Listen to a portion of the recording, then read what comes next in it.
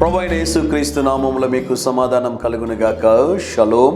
పరిశుద్ధ గ్రంథమైన బైబిల్లో దేవునికి ఉన్నటువంటి పేర్లు ఒక పేరు ఆశ్చర్యకరుడు. విచిత్రమైన మాట చెప్తాను, జాగ్రత్తగా గమనించండి. ఈ ఆశ్చర్యకరమైన దేవుణ్ణి ఆశ్చర్యపరిచిన వారు కొంతమంది ఉన్నారు బైబిల్లో. ఈ ఉదయకాల సమయం కొరకు మత్తయి సువార్త 15వ అధ్యాయం 28వ వచనం. యేసు, అమ్మా నీ విశ్వాసము గొప్పది, నీవు కోరినట్లే నీకు అవునుగాక అని ఆమెతో చెప్పాను. దేవుని నామానికి స్తోత్రం కలుగునుగాక. యేసు ప్రభు ఒక అద్భుతమైన మాట అంటాడు, నీవు కోరినట్లే నీకు అవునుగాక అంటాడు. దీని యొక్క బ్యాక్గ్రౌండ్ మనం గమనించినట్లయితే, ఒక స్త్రీ యేసు ప్రభు దగ్గరకు వచ్చి తన కుమార్తె స్వస్థత కొరకు ప్రార్థన చేయమని అడుగుతుంది.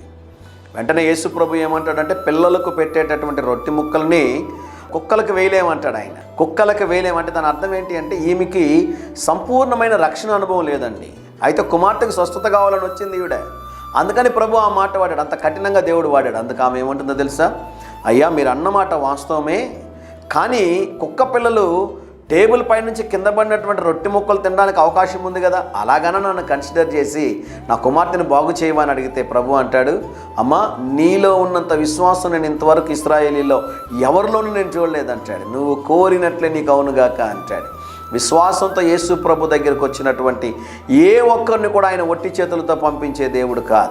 ఈ ఉదయకాల సమయంలో మీ కులం ఏదైనా, నీ మతం ఏదైనా, మీ జాతి ఏదైనా, ప్రభువా నాకు సహాయం చేయండి అని మీరు వస్తే దేవుడు తప్పకుండా మిమ్మల్ని ముట్టి స్వస్థపరచడానికి ఆయన సమర్థుడని దేవుని సేవకుడుగా తెలియజేస్తున్నాడు.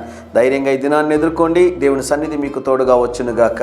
ప్రియ పరలోకపు తండ్రి, ఈరోజు ఎవరైతే మా ప్రియులు అనారోగ్యంతో ఉన్నారో ప్రభువా, వారిని ముట్టి స్వస్థపరచుమని, విడుదల దయచేయమని, తలపెట్టే కార్యాలన్నింటిలో జయమును అనుగ్రహించుమని యేసు నామములో ప్రార్థిస్తున్నాము తండ్రి.